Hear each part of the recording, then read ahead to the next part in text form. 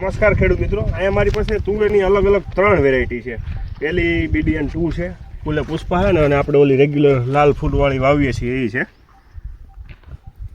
તો ડાબી બાજુ જે પડી છે એ ફ્લાવરિંગની ડાળી છે અને જમણી બાજુ સિંગોની છે. તો BDN 2માં જુઓ તમે, લાંબી ડાળી છે, ફ્લાવરિંગ છેક સુધી લાગે છે, પણ બે ઝુમખા વચ્ચેનું અંતર છે, બે ફ્લાવરિંગની કળી વચ્ચેનું અંતર છે એ વધારે છે.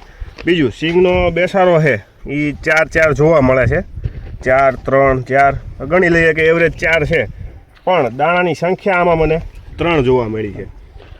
પછી આ લાલ ફૂલવાળી છે.